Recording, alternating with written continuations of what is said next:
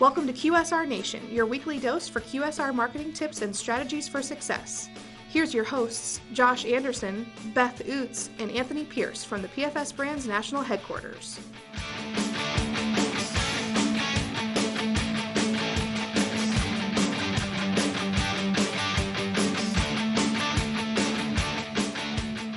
Everybody, welcome back to QSR Nation. I'm Josh, and as always, we have Beth and Tony with us at the PFS Brands National Headquarters in Central Missouri.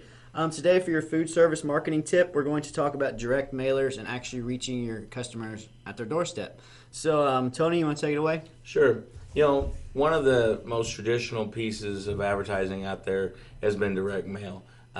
It's really great that there's a lot of different ways that you can reach folks through direct mail, whether it's using an oversized postcard, using envelope style pieces, scratch off game parts. You know, those are all neat ways to get people to engage with these mailers. Now, one thing that I usually recommend is that you look for an oversized postcard, just because it's awkward and so it'll stand out from other things. It grabs attention right away, and then when you're doing that, make sure that the creativity of it is really well. Usually a nice solid photo on the front, or even a lot of our customers use their front for the menus, which is great. So people they save it, keep it, hang on the refrigerator, put it by the phone, whatever. That way they got as a return piece for recall later on. Yeah, I always suggest make sure that if you're going to have a piece that you want to last for a long time, make it useful. And just like Tony said with putting the menu on there, I know that I have a habit of if I get a coupon or something like that, I'll cut off the coupons and make sure that I have the menus for later or just the contact information. So if you want to do catering orders or if you want to promote something that is not just going to be for that small time period, that you have for a very long time. So, Beth, we constantly throw the acronym around EDDM. What exactly does that stand for, and how does that work in food service marketing? So that stands for Every Door Direct Mail. And with that, obviously, you can select a zip code or a specific address, and you can go up to a 5-mile radius to all of those residents that live in that area. You can reach P.O. boxes, residential areas, businesses. So it is a great way to get your name out there for brand awareness. One thing that I would highly suggest is we really find the most success with EDDM mailers within your smaller rural areas because you can get the better bang for your buck, because you may not necessarily want to spend those large advertising dollars on other avenues like radio or television, something like that. But if you just wanted to get some brand recognition out there, get some aggressive deals out there, it is a great way for those rural areas. Now, the larger cities, it's going to be a lot more expensive, and you're not necessarily going to get the greatest return on that, just because with those larger cities, you typically do get a lot of direct mailing pieces every day. And also in the rural areas, if they don't have a local newspaper especially, the direct mail piece really becomes a vital part of your campaigning, because you've got to be able to reach them at their home. Get them when they get home from work, they're getting their mail, going through it, and they can see, whether it's meal coupons they can plan for lunch for tomorrow, or if it's a great offer on a family meal, they can go grab it tonight. There's just a lot of different things that you can do with the direct mail pieces. One thing that we always try to encourage folks is be very aggressive in your offers, because return rates as far as participation generally are significantly lower than most other mediums. We might be around anywhere from 0.5% to 3% return.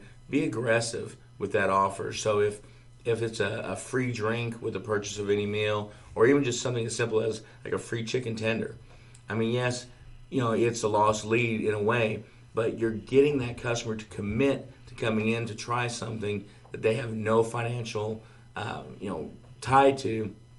And when they get there, if they see the great service, they see the fresh food, they enjoy their time with you, they're going to come back. And that's where the payoff happens with direct mail mostly, in my opinion.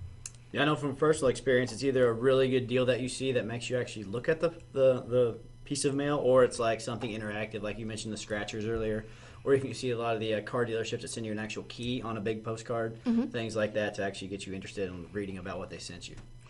Yeah, anything that you want to do to be creative on the direct mailers, the world is your oyster when it comes to that. So if you ever have any ideas or questions about what you would like to do with direct mailers, just contact one of us because we would love to entertain different ideas just to see what's available.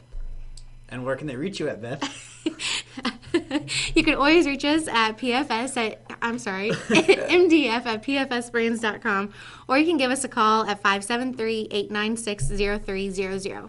Yeah, I'm sure you guys, if they would reach out to you, you can walk them through the strategy, kind of help design pieces and things like that for them. Give you an Absolutely. estimate, yeah. Yeah, and what's great too is through the EDDM piece, we can actually not only just select the routes that your mailer would be going to, but we can actually send you a kind of a map layout so you have an idea visually of where we're going to be, targeting for your piece. Now, one thing that there are some rules and limitations with direct mailers through the EDDM program that the U.S. Postal Service offers. One of those is you have to buy at least 200 200 addresses.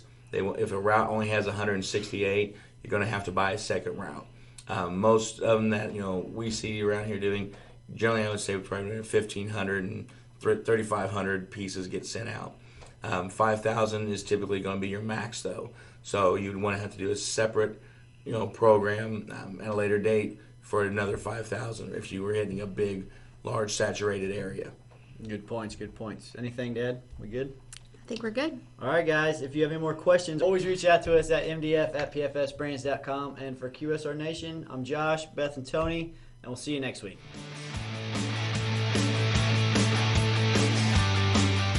Stop by next week for another QSR Nation episode or visit pfsbrands.com.